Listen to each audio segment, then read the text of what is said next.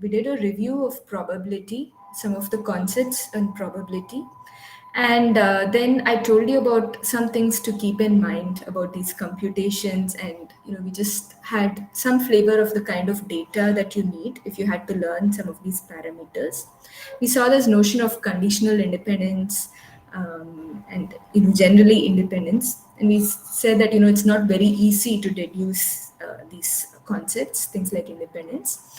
And so next thing we did was, I went to this example of this naive-Bayes classifier. So where the task was, you wanted to categorize some data into some groups, I mean, some well-defined groups. So an example was this case where you have some features for students, the 10th marks, 12th CPI, and you want to see whether, they're going to go for higher studies or not. So y was the variable that you want to figure out, and x's were given to you. Okay. And the task was typically that for a new test instance, so you have some training data, you have some XY pairs. So the training data consists of, some so where X is a vector. So Xi and Y, let me call it small I only. So Yi pairs. So this kind of a tuple is given to you and a collection of them. So maybe some n data points you have.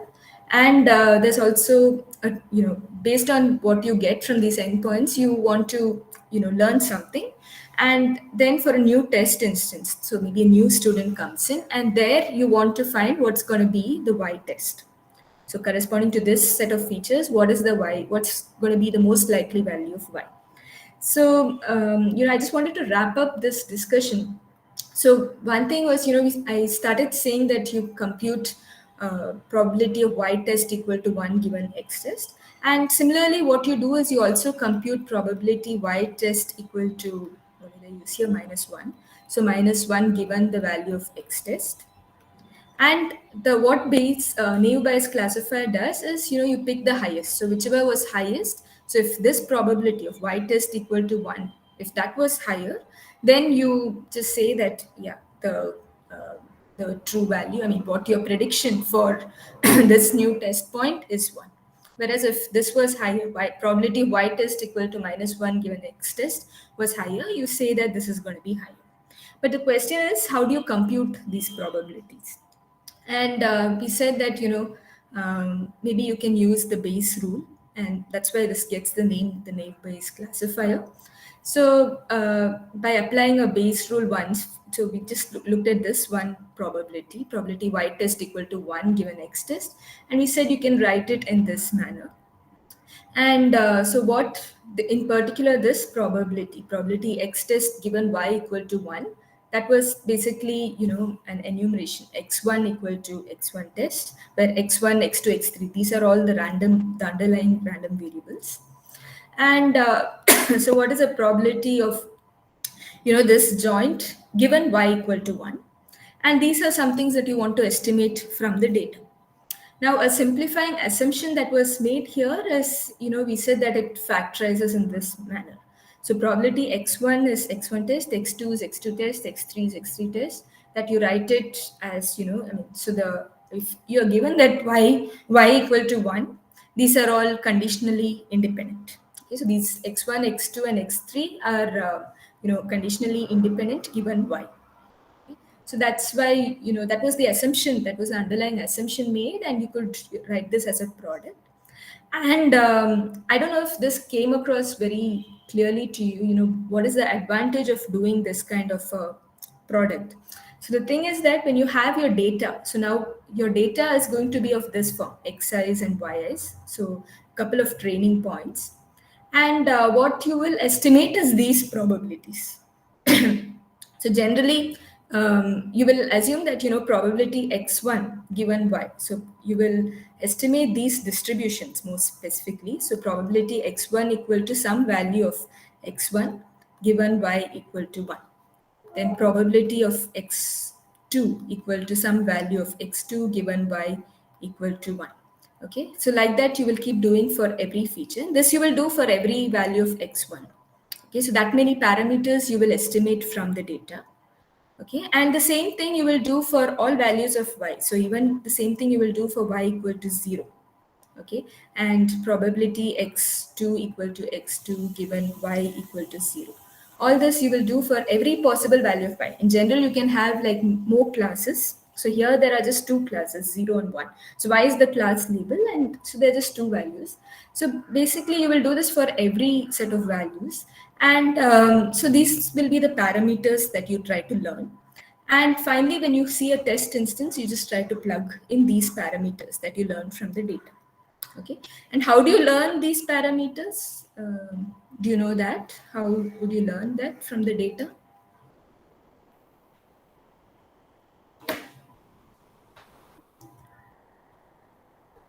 Have you seen this before? So let's say I take an example, right? So we took the same thing. So 10th marks, 12th, and CPI, and the values of Y. Okay, so yeah.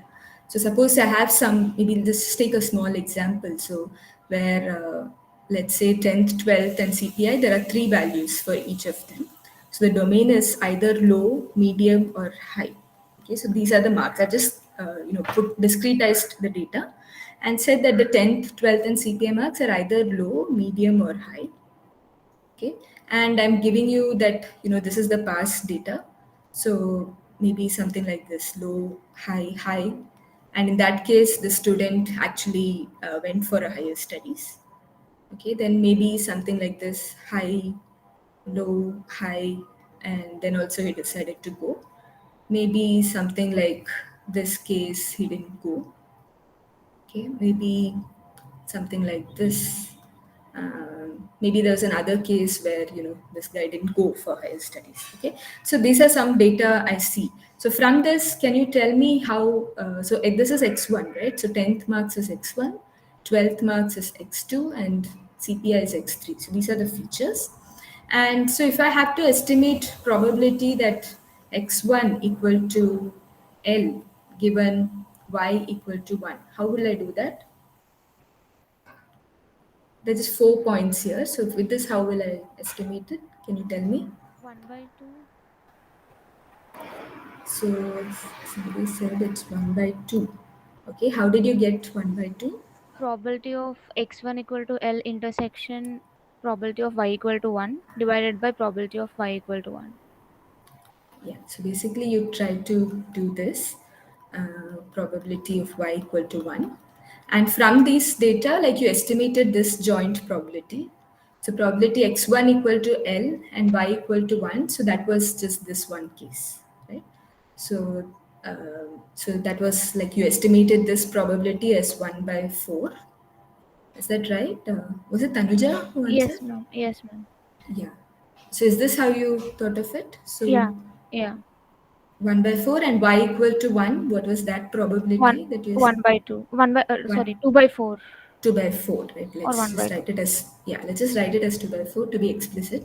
So these two cases, y equal to 1, two out of the cases were, satisfied this. And so similarly, you see, the number of times that this configuration was satisfied, and that's how you estimated this, right? So this gave you a value of 1 by 2. Okay, so like that, you have to do this for every possible configuration, every possible values of x1, every possible values of x2, and similarly, you will do this for y equal to 0 also. Okay, and that's what is meant by the training phase for naive Bayes classifier. Okay, now, so this was a case where you had, you assumed conditional independence. And so, how many parameters were there in this case? So, there were three values for each of the random variables. And for y, there were two values. So, how many total number of parameters did you have to estimate? So let's take this case. So probability x equal to some value given y equal to 1. For this, so x1. So for this, how many numbers did you have to estimate?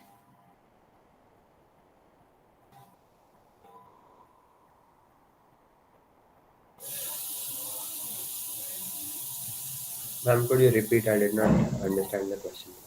Okay. So here, what we said is, you understand this, right? Like that we need to estimate all these numbers, probability x1 equal to x1, x2 equal to small x2. So that you need to estimate for every feature and every possible realization given the values of y, right? So the question is, how many such values do you need to estimate, right, for this Ma'am, model?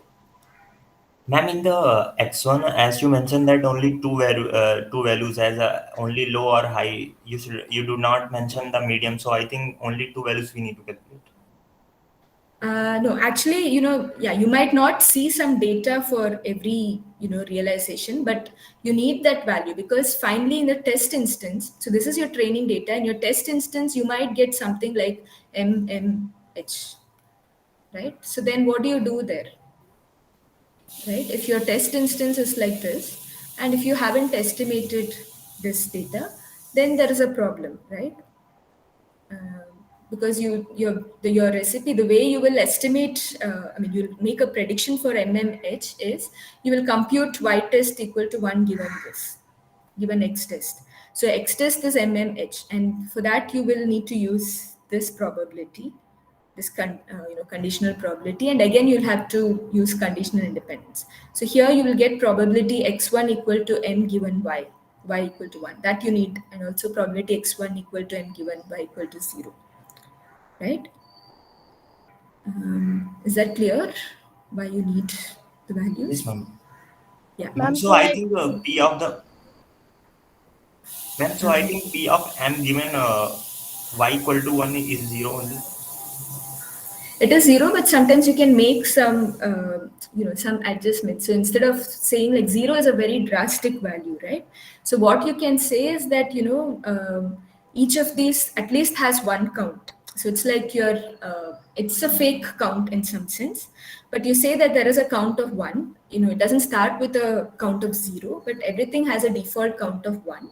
And now, whenever you see some data like this, there is an additional count, right? Means, So ma'am, after computing this, we are just increment something, some lambda or some value, so we can't get zero. Means, yeah. So there are some adjustments you make to avoid the zero value. Okay, because if you get a zero value, this whole probability, this yeah, product it's equal itself to zero. becomes zero, right? Yes. So you don't want that. So you keep a very small probability, and yeah, so it's just like a very small count. So you start off with a count of one itself for these cases. Okay, but Yes, ma'am. the point I want to make here is you will need to estimate, even these cases for all these values of L, M, H.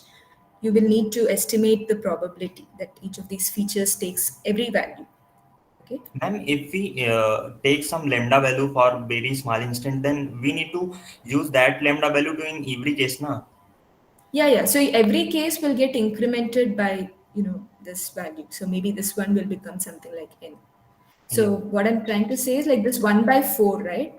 So that will actually become maybe 1 plus 1 by, the possibilities in the denominator, right? So that will be like, how many cases are there? So, L, so 3 cases, right? So something like this. So probability x1 equal to L and y equal to 1. That estimate, what you will do is, for x1 there are 3 possibilities. Okay, so the denominator will have a plus 3. Okay, and the count here, so 4 plus 3, that's actually you would have used 1 by 4, but what you will do is you will say it's 1 plus 1 by 4 plus 3. Okay, so 3 is for the 3 cases, and this one is the starting count. um, right, I hope this is clear. Ma'am, so like for each X, like in this case, we have low, medium, and high. So like for that, for low, we'll have to do for Y is equal to 1, and then like X1 is equal to L, Y is equal to 0. So like all of these things we have to calculate, right? Yes, exactly, for every possible value of y. So this is what you need to calculate for every possible value of y, for every possible value of x1. What is the conditional probability for every possible value of x2, and for every possible value of y you will have to estimate, right? Um, is this clear? Are there more questions on this part?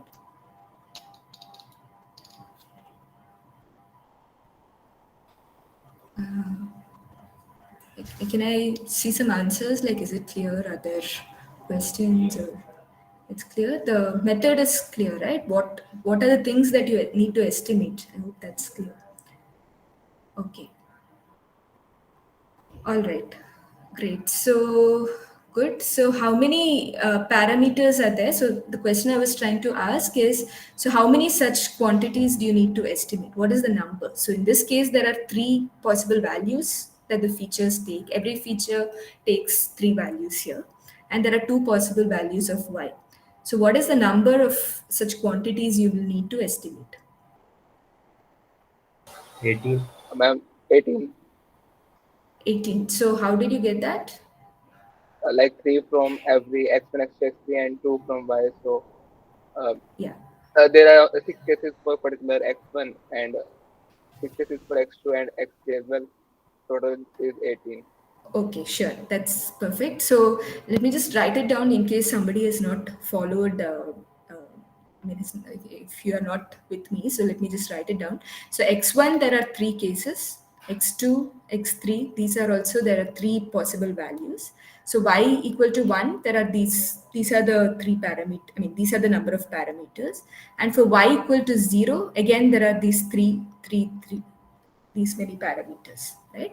So more generally, if you have n features, and if you have d values per feature, you'll have n times d times the number of values of y. So the number of classes, if I call it k, so you'll have this many number of parameters to estimate. Okay. Whereas now let's take the case that suppose you didn't make this assumption that of conditional independence, right? So this assumption, suppose you didn't make, and you had to estimate these numbers directly, right? So probability. So now the second model is where alternatively, suppose you try to estimate probability x1 equal to x1, x2 equal to x2 some values, and x3 equal to x3 given the value of y. Okay, y equal to 1, and similarly for y equal to 0, right? So suppose you were going to do this, you were not going to simplify the problem, and you were going to do this. How many parameters would you need? How many parameters would you need to estimate?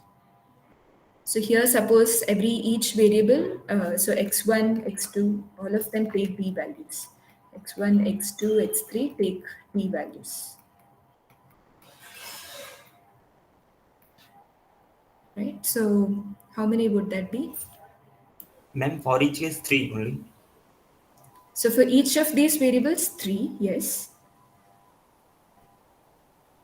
But what you're doing is it's a joint estimate. You're not doing Yes, a ma'am. conditioning. Okay. Yeah, ma'am. So Means, how? ma'am, what I want to say that the P of x1 is equal to means we are considering that it is a conditionally independent now. So it is a product of the three probability.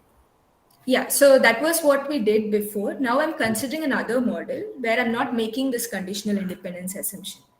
I'm not saying that this assumption I'm not going to use. I'm going to say that that may or may not be true. Now again, I will see this kind of data, and what I'm going to try to do is I'm going to try to estimate these probabilities directly. Is it 12? So somebody said 12. So who said 12? Kushbu. Kushbu. Okay. So how did you say 12? Can you just explain the steps? Ma'am, like for x1, x2, x3, it can. Oh, okay. No, wait, I got it wrong. So let's just take three values here. Let's go to D later. So three values, okay? And now I'm going to try to estimate these numbers. So how many possible values are there? Let's fix y equal to 1. So fix y equal to 1. So how many such probabilities do you have to estimate? Just Each this x can case, take three values and we have three x. BQ. 3 cube. Somebody said 3 cube. Kushbu, you were saying something. Can you just say it Yes, again? ma'am, like that would be 3 cube only. Each x can take three values and we have three x's. Three possibilities, right? So three cube values. And similarly for y equal to 0, you will get three cube values, right? So more generally, if you had d values, so x1, x2, x3 take d values, what would the number be? 2D cube. 2D cube. Okay, so let's take like you have x1, x2 up to xn, and they take d. Each of them take d values. So what would it be? You're right. I mean, it's just the generalization. 2 star d raised to the power n. Yeah. So in this case, you will need 2d power n. Okay. Whereas if you, yeah, so this is 2d power n. Whereas in this case, the other case where you made conditional independence, you had just n times d times k parameters. So more generally, this will be k times d power n, right? These many parameters you need to estimate. So you see that there's an exponential blow up of the parameters when you don't make these kind of simplifying assumptions. Okay, so if, remember, like if you, like I was telling you about linear regression, right? So how many samples do you need? Typically, a rough guideline is for each parameter you estimate, you need about 10 times the number of samples. Okay, so it's a huge number of samples that you need for this kind of a model, but this can work with even fewer samples. Okay, so that's why. So what I'm trying to illustrate here is why the conditional independence assumption makes a huge difference. Okay, so in your learning, in all these machine learning models, if you have fewer parameters, it's better, and that's why typically you make these kind of assumptions. But the question is, what kind of assumptions are allowed, what is not allowed? Okay, how do you scientifically or how do you more systematically analyze things in your problem? Okay, so that's what we're going to do. That's the topic that we're going to do.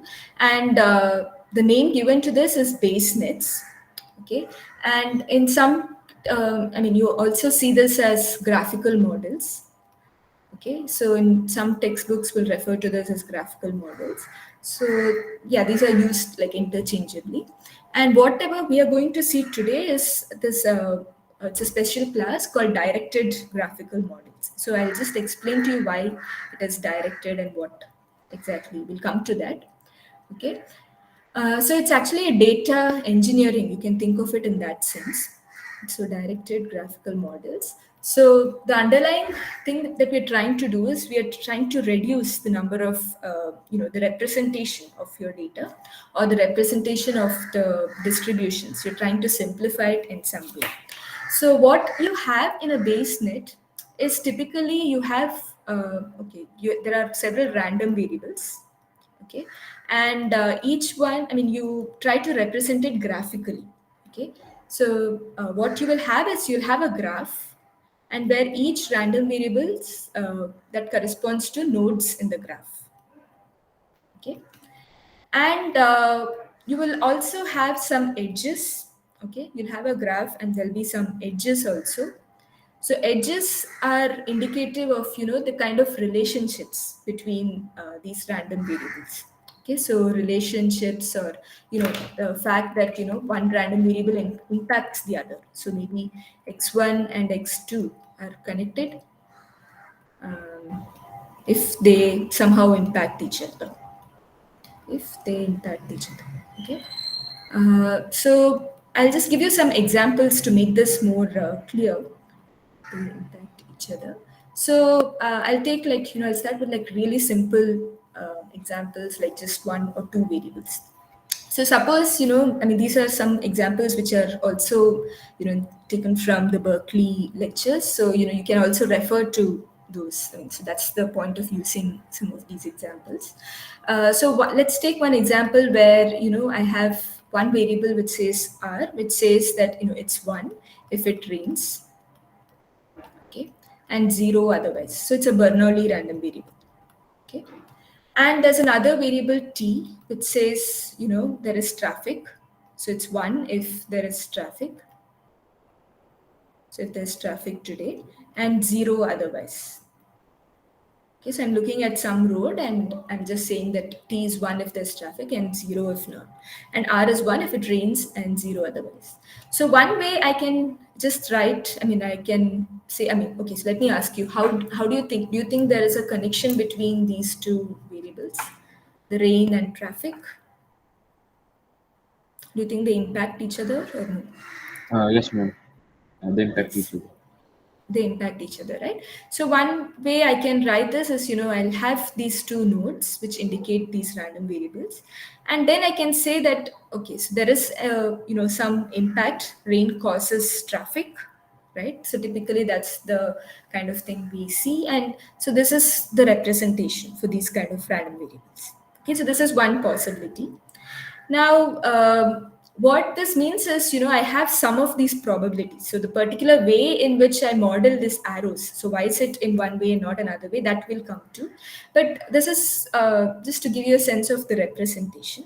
Now, another representation could have been, something like this, RT.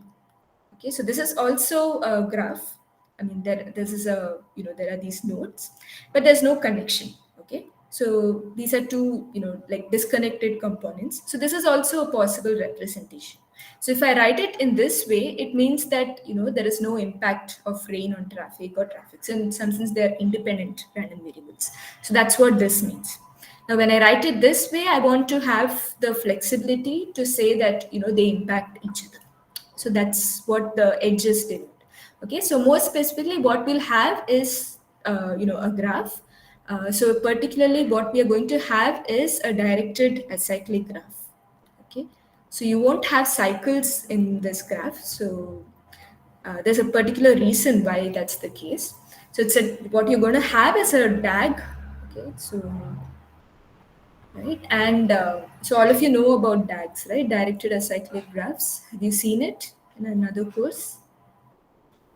Yes, ma'am. Discrete maths. You saw it in discrete maths, right? Yeah, so perfect. So you will use a DAG to represent the underlying random variables. Okay, so this was one these were two possibilities. Now the other possibility could also have been the arrow in this way, right? So this was the next possibility. Okay, so but we'll see why we, why one would be preferred over the other and things like that. Okay, and in more general models, you can have like a huge number of random variables, and some part of it you know and some part of it you don't know, and you're trying to make some kind of inferences. For example, I will show you this network, this again from the Berkeley videos. So this is, a model where you're trying to capture, it's by an insurance company, and they want to see how the various random variables impact each other. Okay, so there are a lot of random variables. It's a big system, and you have things like, there's a vehicle here, there's a car value, and there's whether there's an anti-theft kind of system installed in the car, where the car has airbags and things like that. So what this means is that, the vehicle here impacts these kind of features, what kind of features your car has. Okay, and the fact that you have an anti-theft kind of a thing installed impacts whether theft actually occurs or not. Okay, so in that sense, there are these complex relationships which are all written in terms of a graph. Now, one thing is that, you typically don't have a complete graph, in the sense that you try to reduce the number of connections. Okay, so it's more or less like a sparse graph. So here okay, maybe I'll give you one more example to see some of the impacts. But typically, yeah, the idea is you have a sparse graph, because then it becomes a little bit easier to analyze, and some of the dependencies get removed if you have a sparse graph. Okay, so we'll see all this later. This is another example where, there is a set of factors which leads to the functioning of a car. And so there's something like this: a car, whether it will start or it won't start. And if it doesn't start, you're trying to figure out what are the reasons why the car didn't start. And there are so many such factors, right? So there's no oil, no gas, such things, and maybe even the battery, right? So one thing you notice here is that, there are all these. Another way to, you could have written this is, another way you could have written this is all these features, this alternator broken, fan belt broken, all these could have, been connected to the car won't start. Okay, that variable. But the thing is that becomes a very, highly connected, and it becomes too complex. So what you want to do is you want to try to minimize the number of connections also. Okay, so you can have some kind of not cyclic, a hierarchical structure. So these two factors, the alternator broken and fan belt broken, lead to no charging. Okay, and no charging and battery dead leads to battery flat, something of that sort. Okay, so you want to systematically analyze it and construct a model of this form. And finally, what you will see is, some parts of this network, this graph, you will observe. So, for example, finally, what you see is maybe the car won't start. You will see an observation, or you will see a sample that says the car won't start. And then you're trying to diagnose the reasons. So, what is the probability that the alternator was broken given the car won't start? So, those are some of the probabilities that you want to estimate given this kind of a structure. Okay, so that's going to be the goal of this topic. Okay. Yeah, so now coming to this example, like you have the rain and traffic. Okay, and additionally, what you're also endowed with in this graph is what I call these conditional probability tables. Okay, so let me just write it here. Okay, so you also have these conditional probability tables. Let me just tell you what that means. So what this means is that, for each edge here, what you have is a table which gives you the conditional probabilities corresponding to this edge. For instance, here, what you will have is probability that t equal to 1 given r equal to 1, and probability t equal to 0 given r equal to 1. Okay, so this is Bernoulli. So once you have t equal to 1, you can also find probability t equal to 0. You don't need to store this. But essentially what you have is this. And similarly, you will have these other values. Probability t equal to 1 given r equal to 0. Probability t equal to 0 given r equal to 0. Okay, so these four numbers you will get associated with this graph. Okay, so it's a table because you have these values of r and the corresponding values of t. So r equal to 1, you have the corresponding values of t equal to 1 and 0, so you will have a value here. Okay, and similarly, so some probability, so maybe like 0.9 and 0.1. And similarly for r equal to 0, so for r, let's just say r equal to 0, you'll have two values for t. Okay, so t equal to 1 and 0. So maybe you will have something like 0.9 and 0.1, something like that. Okay, so these are the probabilities. So this is the probability that t equal to this value, whatever value in this table, given r equal to 0. Okay, so yeah, let me just write this consistently.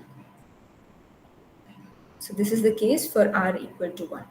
Okay, so these kind of tables are called the conditional probability tables, and for each edge you have in the graph, you're going to have these kind of tables. Okay, and also you will have probability of r for if there is for r itself, right? There is no incoming edge. So here what you will have is probability of r. There is going to be a table for that also. So r equal to 0 and r equal to 1, you will have these values. So maybe something like 0.8 and 0.2. Okay, something like that. So these are the conditional probability tables. This, and this. Okay. So what do you think is going to be the set of conditional probability tables for the next case? So suppose you had the case where they were disconnected. What kind of tables would you have?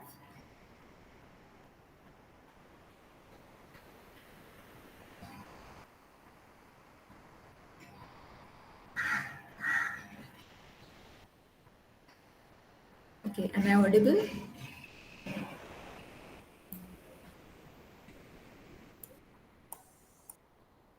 Can you repeat the question? Yeah, so the question is, what would the conditional probability tables look like for this network where you have R and T, two nodes which are not connected? Ma'am, they become independent. So the first one will become just P of t. T equals to 1. So we'll have just four values. R0, Yeah. R1, T equal to 0. Yeah. So, what information you have, these conditional probability tables, it's not going to depend on whether the variables are independent or not. Okay, it's just the representation. So, if you don't have any connections here, by default, you will have some value for these random variables, some distribution for these random variables that will be given to you. But it's just that since there's no connection, what you're going to have is just the conditional, I mean, the tables for just probability R equal to 0 or equal to 1, and similarly for probability of for this random variable you're just going to have t 0 and 1, so these values. Okay, so this is going to be probability r equal to 0, probability r equal to 1, these values will be given to you. Okay, right, and can you tell me what about this one for this graph? Suppose you had the graph as this, like a connection from t to r, what kind of tables will you get? And as in the first case, only just we will consider p of t, and then we consider t equal to 1 and r equal to 0 and make the graph of condition. Yeah, so similar to that, right? So you will have a table for P of R. So this will have two values, so 0, 1. And for probability of T, so the R given T. So R given the value of T. Okay, so for T equal to 0, you're going to get a probability. So you'll have R, the values of R, they can be 0 or 1, and there'll be two values. And for t equal to 1, they're going to be two values here. Okay. And I think it should be p of t now. Initially wrote p of 0, p of r. Yeah, correct. Thanks for pointing out. Yes, this is P of T, not P of R. You're absolutely right. So, so you get the idea, right? So for each random variable, you'll have a table, and the table will be determined by the network structure. So if there are no incoming nodes, you're just going to have P of T, right? Yeah. So, what's the use of doing this, right? I mean, what can you do with this graphical model? Or what? I mean, so this is exactly the graphical model. So, one thing is you can try to compute the joint probabilities.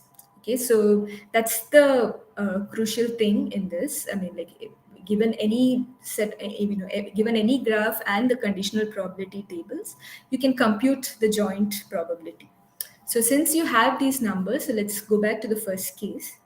So here, what you can do is, okay, if I write it, it goes down. Okay, so just give me a second. Just take it down.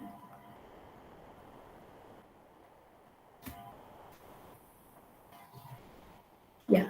So from this graph, given these numbers, what you can do is you can compute the joint distribution. So probability R equal to 0, T equal to 0. Okay, so or more generally, probability R equal to R and T equal to some T. Okay, so this is a number that you can compute, just given these numbers. Okay, so how you would do that is you will just use the chain rule in some sense and this graph structure. So probability R equal to R and probability T equal to small t given R equal to R, right? So these are the two numbers that you have from these tables, and you can use it to compute these probabilities. So for example, probability R equal to 0 and T equal to 1. So can you tell me what is it going to be given these tables?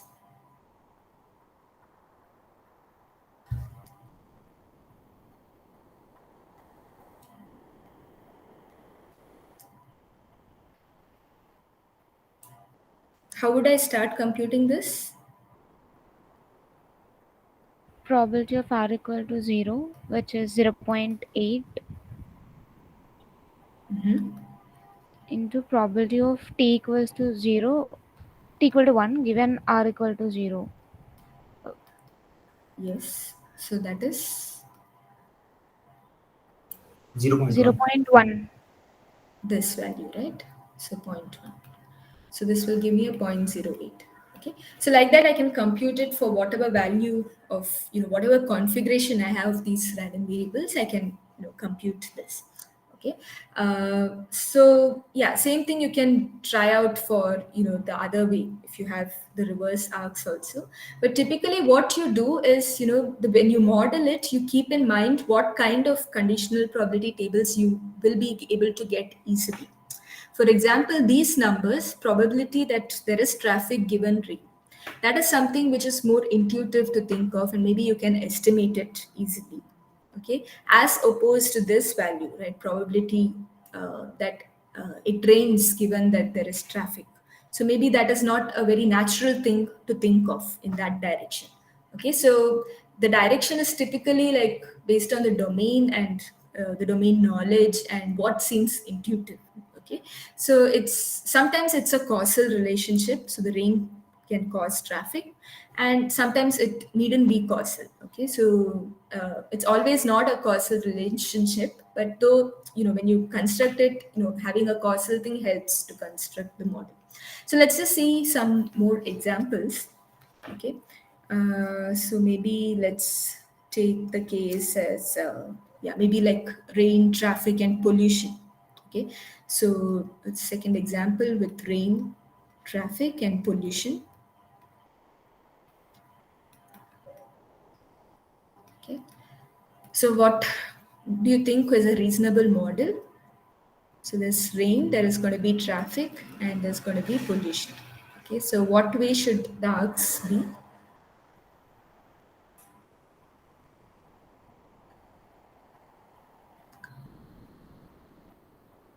Rain to traffic and traffic to pollution.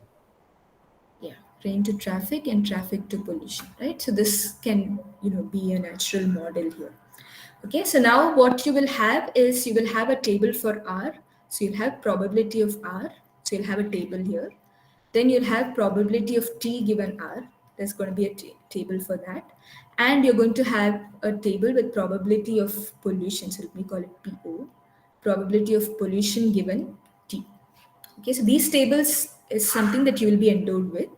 And now if you want to find the joint probability, probability R and T equals T and probability pollution equal to small p. So how would I compute this with the graphical structure? The structure is something which helps me to write down this probability, right?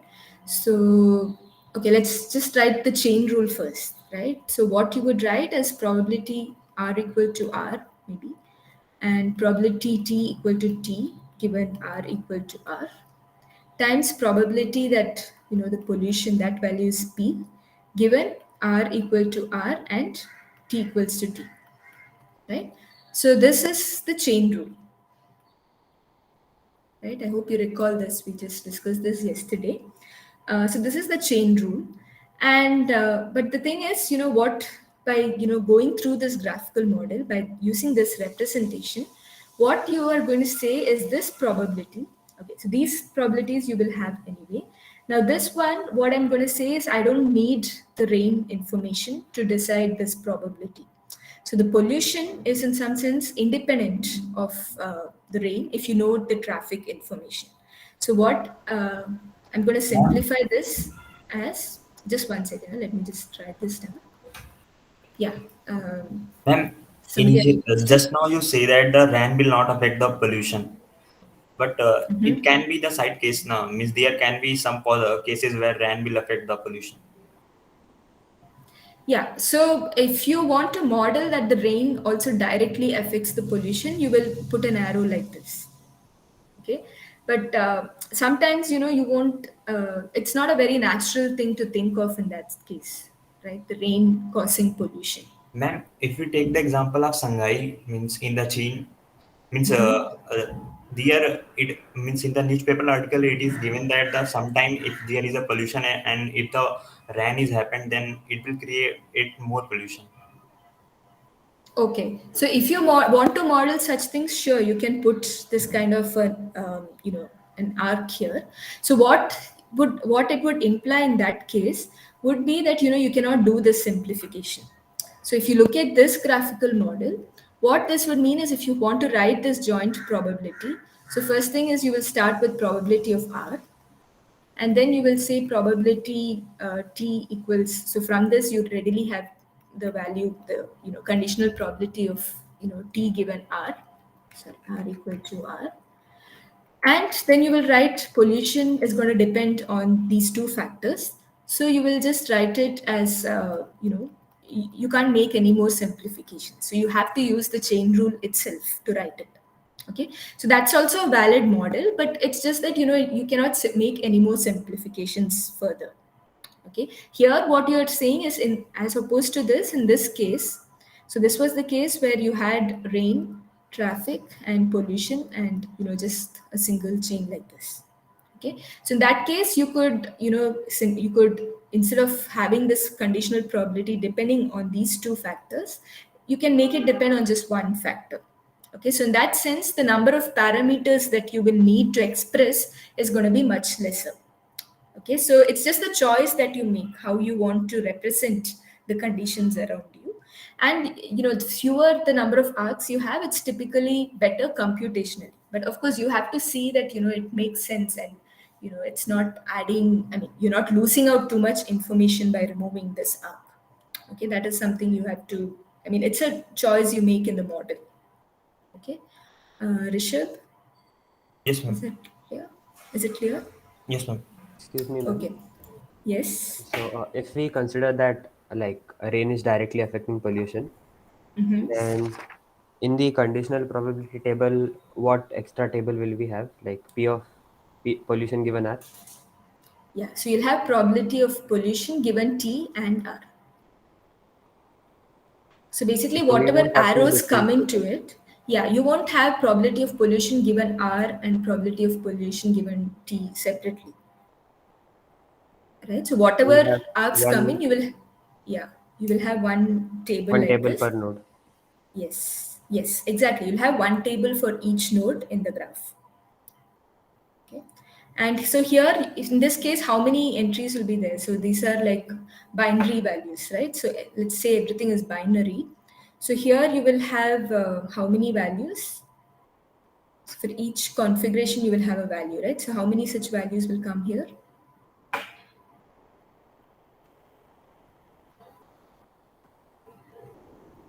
8.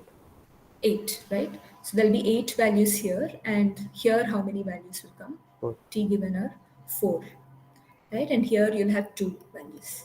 Okay, so totally this will have like 14